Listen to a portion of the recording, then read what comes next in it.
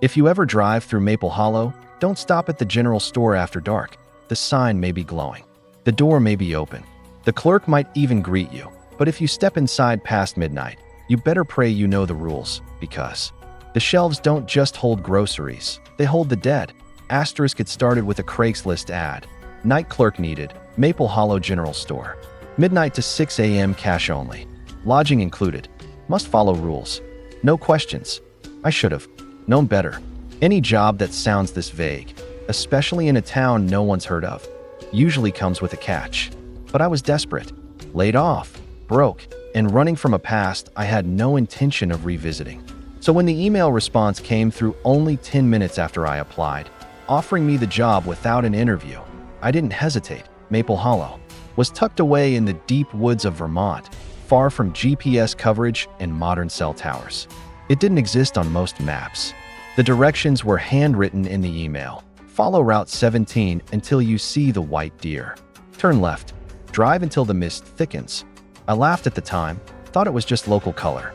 But when I saw the white deer standing still as stone on the shoulder of the road, its eyes glowing like headlamps, I stopped laughing. The Maple Hollow General Store looked like something out of a horror postcard.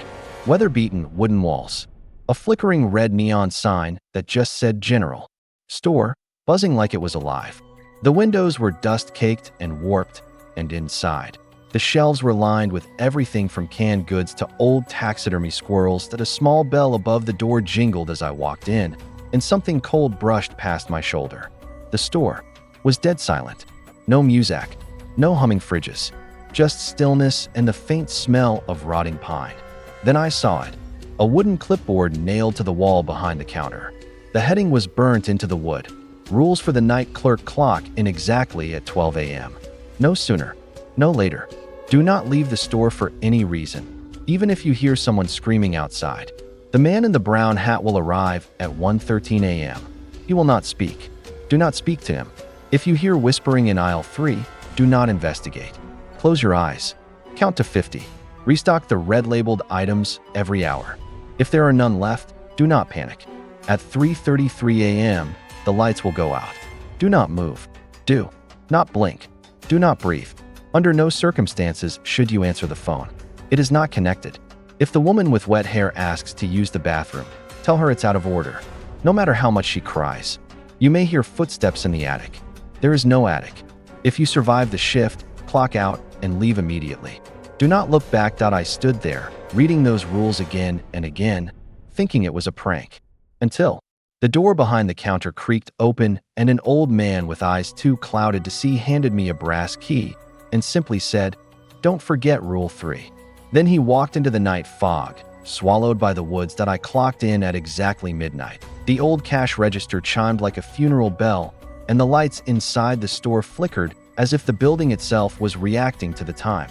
For the first 45 minutes, nothing happened. I stocked shelves, dusted off labels that hadn't been touched since the 80s, and even found a corner with old VHS tapes and candy cigarettes. Then, the store clock ticked over to 1:13 a.m. and he entered. The man in the brown hat walked silently through the automatic door that didn't actually have any electricity. He didn't glance at me. He didn't blink. He simply walked to the back cooler, stood there facing it for a full 10 minutes, and then left, just as silently. I held my breath the entire time. He smelled like burnt earth and ammonia. Then, as I exhaled, I heard it, whispering, coming from aisle 3. "Hello?" I called, almost forgetting Rule 4. The whispering grew louder, like it was right next to my ear. I felt cold breath crawl down my neck. My limbs froze. I shut my eyes tight and began counting. 1, 2, 3.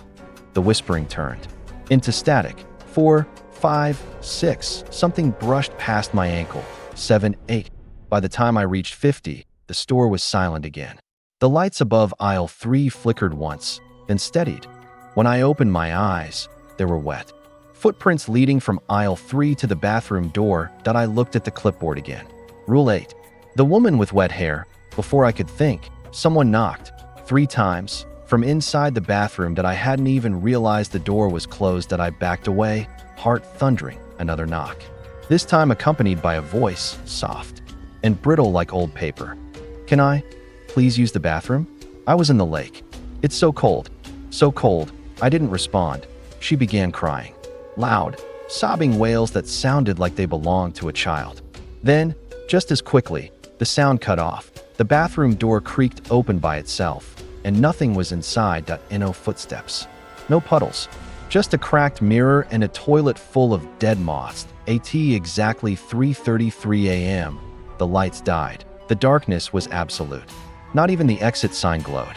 I felt the store breathe around me, like it was alive and pulsing. I remembered Rule 6. Do not move. Do not blink. Do not breathe. I held still, as unmoving as stone. And then something massive brushed past me. I heard it inhale. Long, deep. Wet. Stood behind me for what felt like hours. Then it whispered, "You're not like the others." When the lights flicked back on, I was standing alone, or so I thought. A shadow hung by the counter. Twisted, too tall, with too many joints. It vanished the moment I moved. I sprinted back to the clock and sheet. The time was 5:59 a.m. I counted the seconds. When the moment hit 6 o'clock, I clocked out, ran to my car, and peeled away from the store. I didn't look back, but in the rearview mirror, I saw the man in the brown hat standing in the road, watching. I didn't want to come back the next night, but something in my wallet had changed. My old driver's license was gone. In its place was a Vermont ID. My name was the same, but my address now read Maple Hollow General Store, Night Clerk Office, and below it, the words, "Till death or sunrise."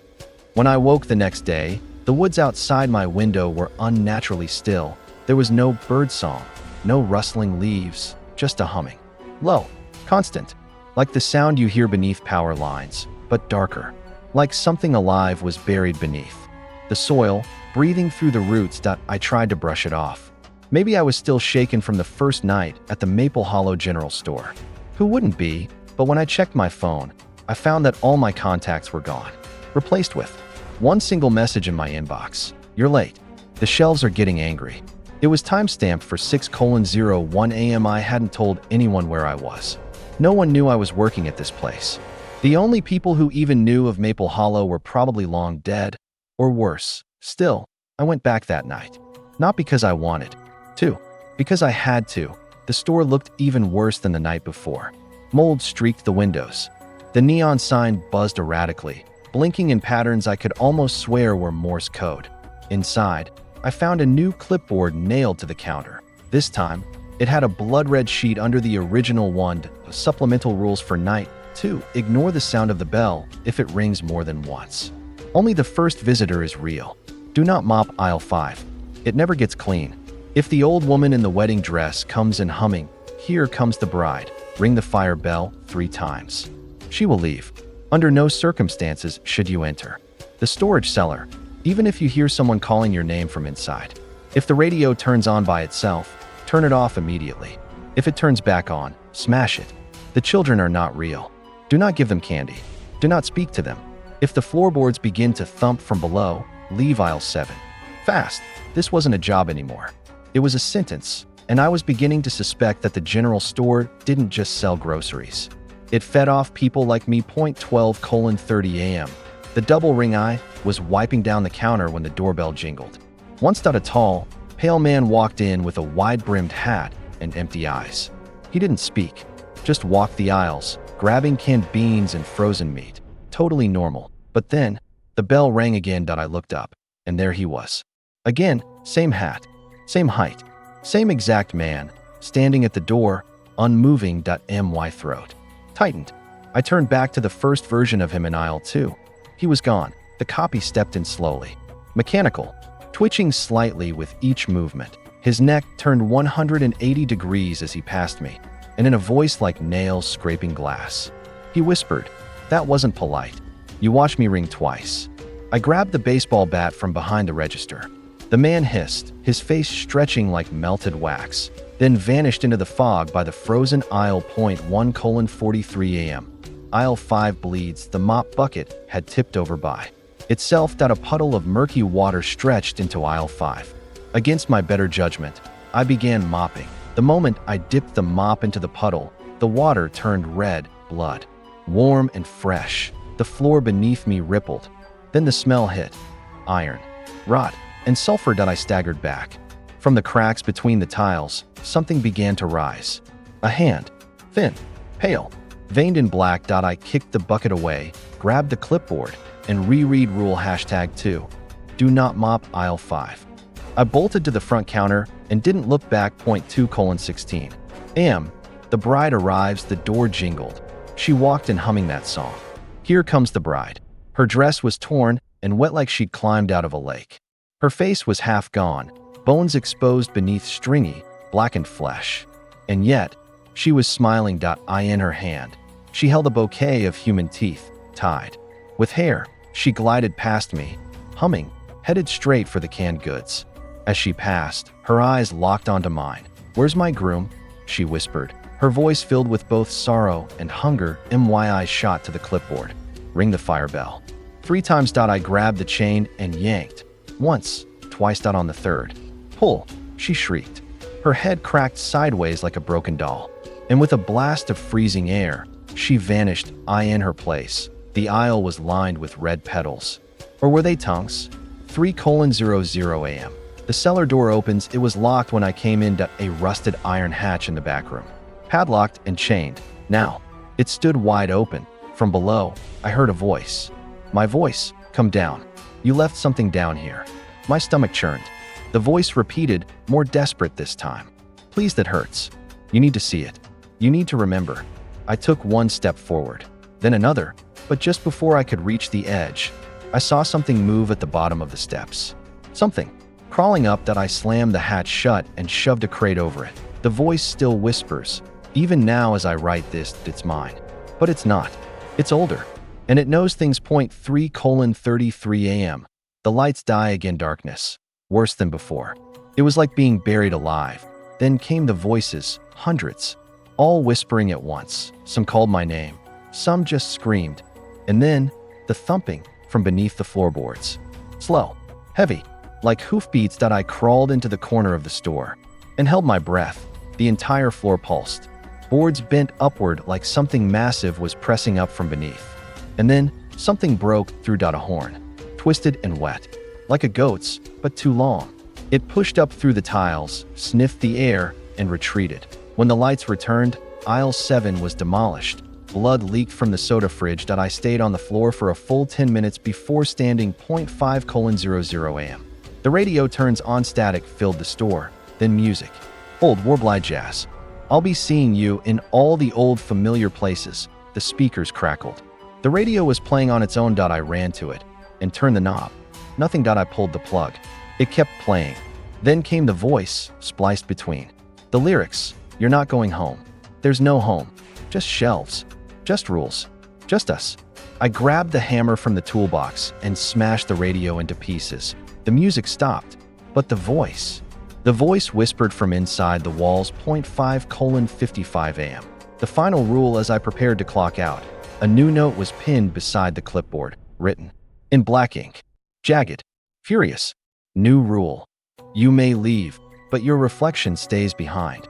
I didn't understand until I walked past the mirror by the exit. The my reflection didn't move. It stared at me, eyes wide with silent warning, then smiled. Without me smiling, I turned and ran. But before I left, I saw my reflection in the corner of my eye, waving. When I got home, there were bruises on my ankles I couldn't explain. And on my bathroom mirror, someone had written, "Midnight comes again, Clerk." In reverse. They say no one leaves Maple Hollow. Not really. You might walk out. You might drive away. But something always follows you home. A scent, a shadow, a feeling of being watched just past the edge of sleep. For me, it was the sound, that low hum. That never stopped, like static whispering through the trees. It followed me to my motel, to my car, even into my dreams. And then, the dreams changed. The store came to me. It started like this. I was in aisle 7, but everything was wrong. The walls bled syrupy black sludge. The shelves stretched to the ceiling. Rats with human hands scurried across the floor, hissing. I turned toward the register, and there I was. Me, behind the counter. But different, smiling wide. Wearing the brown hat, he raised a finger to his lips and whispered, "You broke Rule 11. I woke up choking. There was no Rule 11. Not that I'd seen. Yet, that night, I didn't walk back to the store. I was driven, not by choice, by force. At 11:57 p.m., my body moved on its own. My car started without a key. The road bent unnaturally, guiding me through fog as thick as concrete. When I arrived, the store wasn't quiet like before. It was alive. The wood groaned. The lights inside flickered like blinking eyes. And worst of all, the neon sign no longer said General Store. It now read, Property of the Hollow. I unlocked the door. This time, I didn't need to clock in. The store already knew I was here. A third clipboard waited for me, pinned to the wall with a bone. The paper was damp, moldy. Its title, Night 3 Addendum. The store remembers there is now a Rule 11. If you see it, do not read it aloud. The shelves may rearrange themselves. Do not attempt to correct them. Let them finish. If your reflection appears in more than one surface, hide. It is hunting. Between 2 to 2:17 a.m., a door may appear where there wasn't one. It leads to the back. You must never enter the back. If the candy display asks you a question, answer truthfully. Lying will cost you a memory. You may see a child in yellow pajamas. Do not help him. He's not lost, he's bait. At 4:44 a.m., a second you will arrive. You must not let it clock in. I stared at the final rule, heart pounding. Another me, 12:29 a.m. The rearrangement. The store groaned. Loud, like tectonic plates shifting. Suddenly, the entire layout shifted in seconds. Aisle 1 became Aisle 3. Freezers rotated on their own. The ceiling stretched. Shelves rose higher, growing, creaking. Items dropped to the floor, crawling like insects back to new places. I reached out to move a can of beans that rolled toward me, and the entire aisle screeched. The shelves trembled. A face formed in the grain of the wood, eyes bleeding sap. A voice inside my skull whispered, "This is not yours to fix." I backed off. Fast point 1:11 a.m. The reflection returns. I passed the cold drinks fridge. There I was, my reflection, but when I raised my left hand, he raised his right. He wasn't me. His eyes were pitch black, and he was smiling. Then I passed a cereal box. Another reflection. Same thing. Then a puddle on the floor. Another 0.6 reflections. All watching, all grinning. I turned. One was standing outside the glass now, not behind it. Rule 3. If your reflection appears in more than one surface, hide. I dove behind the register, holding my breath. For 7 minutes, they circled the store. Then they vanished. But my reflection never came back. Now, I don't know if I'm still me. 2:03 a.m. The door to the back, it wasn't there before. A heavy metal door appeared next to aisle 9. No handle, just a dented plate that said, Backstock/employees. Only, I stepped closer. A buzzing came from behind it. Like insects, or voices, chanting. The door pulsed. I pressed my ear to it, heard my own voice whisper, "I'm still down here." I almost opened it. Almost. Until I remembered Rule 4. Never enter the back.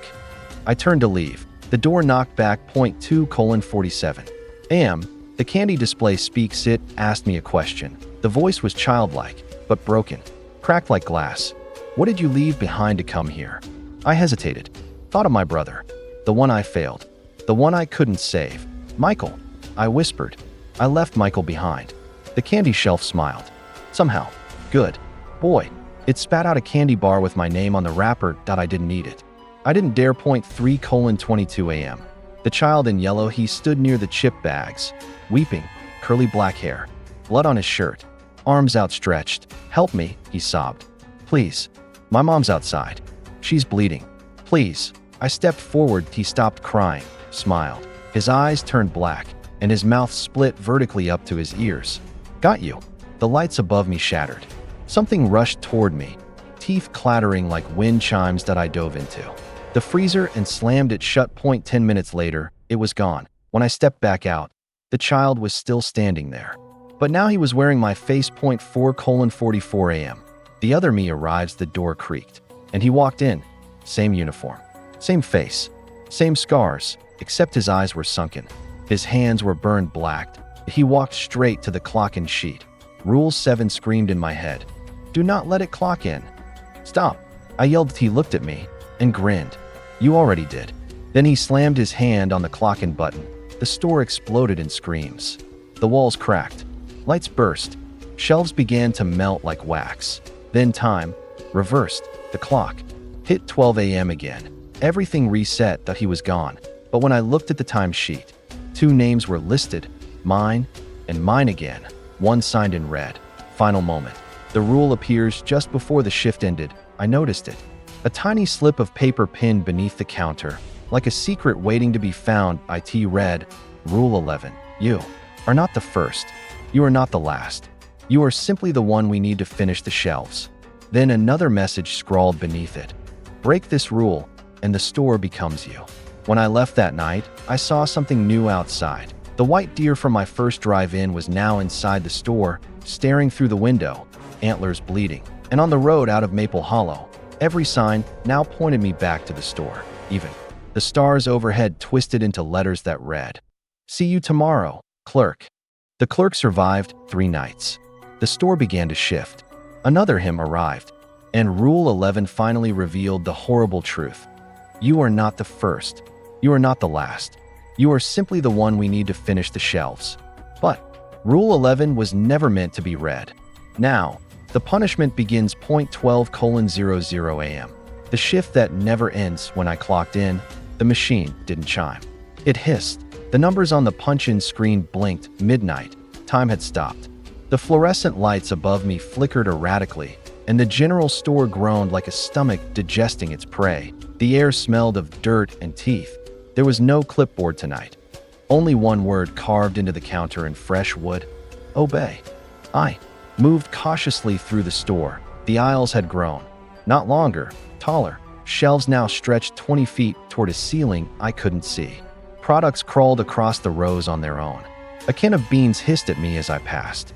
The freezer doors were frosted with breathing ice, fogging in and out like lungs. The candy rack was gone. The child in yellow pajamas? Sitting behind the register. We told you not to read Rule 11. He whispered that I didn't respond. I couldn't, because the moment I turned, the door behind me locked itself. 12:37 a.m. The voice of the store, the intercom crackled. No music this time, just breathing, then words. Not spoken, but imposed directly into my mind. Clerk, shelf, keeper, you are becoming. My nose began to bleed. The tiles under my feet curled upward, like pages in a burning book. Aisle 4 melted, revealing what was beneath it.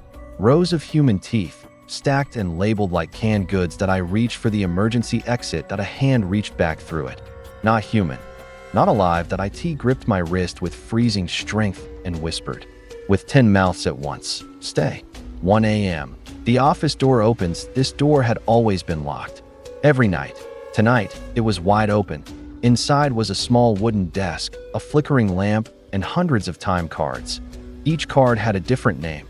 Each had the same shift, 12 o'clock a.m. to 6:00 a.m., and every single one ended in the same punch-out note. Did not leave.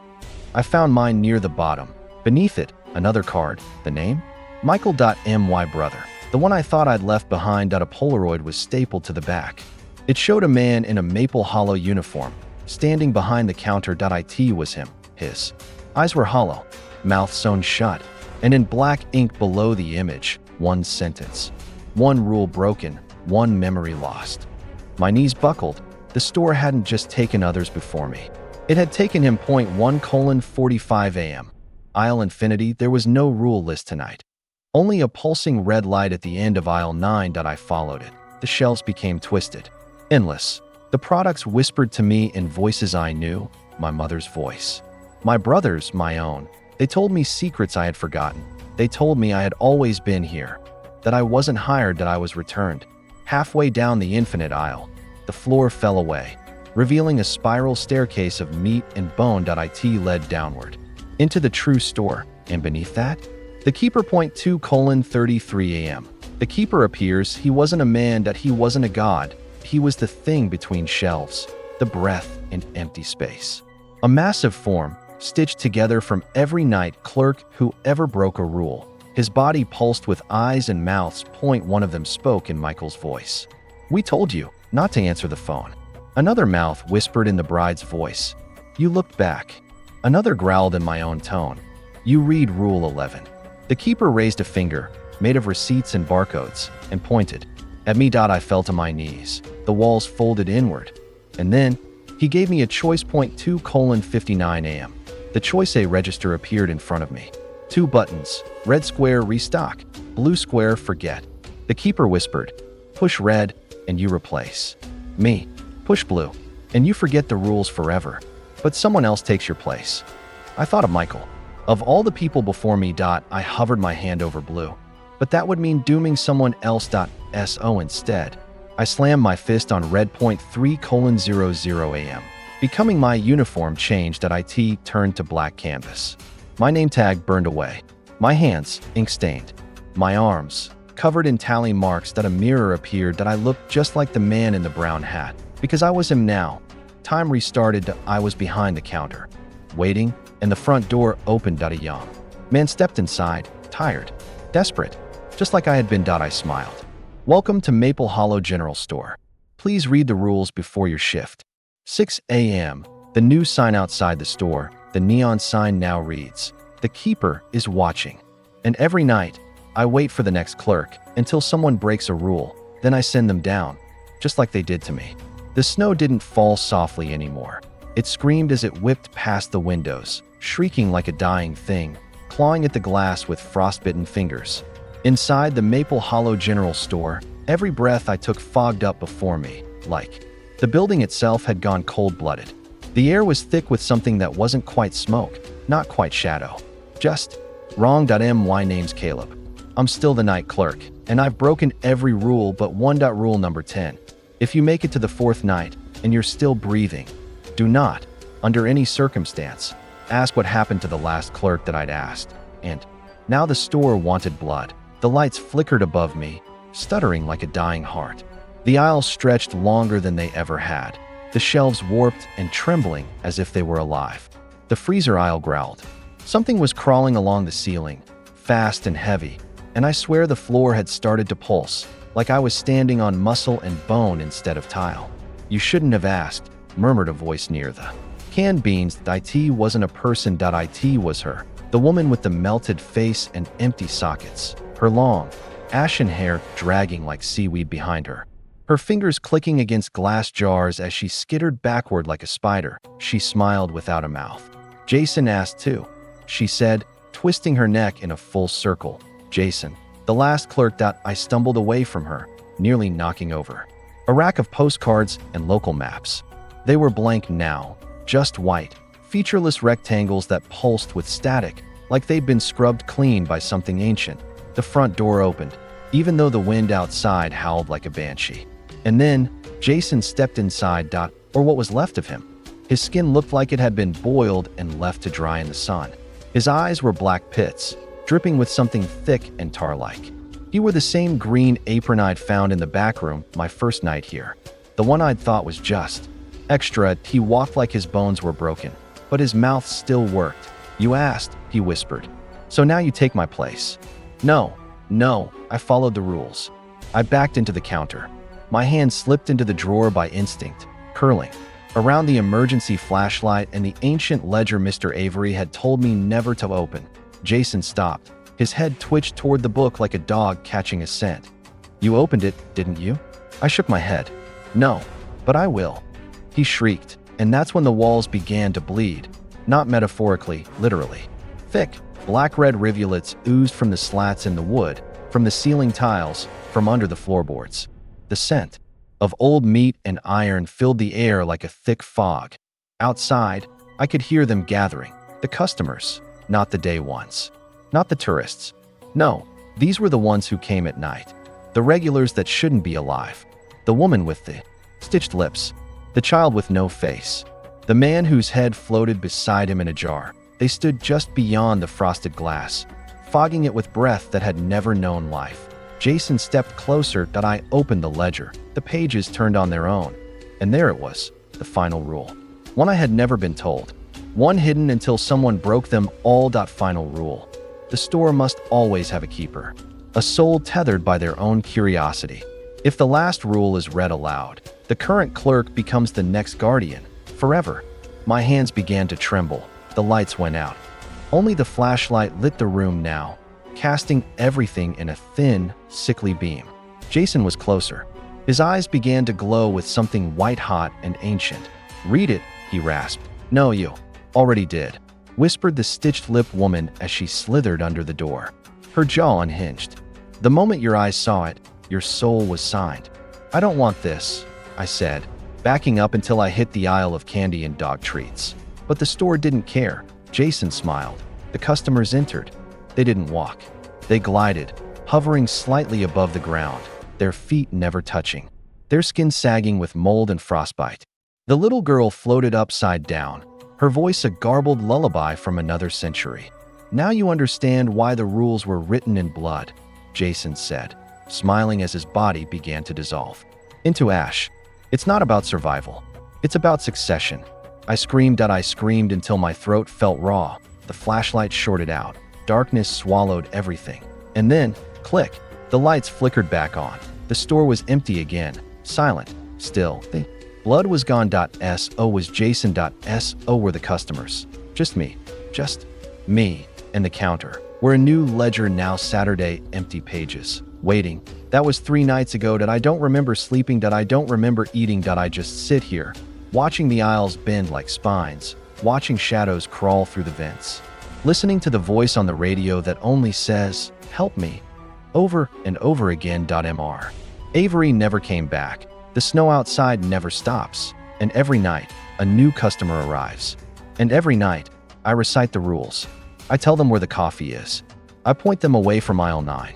I never, ever, look in the mirror near the restrooms. But tonight, something different is happening. There's a boy outside, staring in, just like I did on my first shift. His breath fogs the glass. His hand is on the door, and the book in front of me. The ledger. It opens on its own. A fresh page curls out from the spine. It says, "Welcome, night clerk. You've done well. Now pass the torch." And below that, write the rules. In your own blood. I look down. There's a knife beside the register. It wasn't there before. And in the glass reflection of the door, I'm not Caleb anymore. I'm the keeper now. And I smile. Just like Jason did. Because I understand now. Maple Hollow General Store isn't a place. It's a trap. And the only way out is to bring someone in.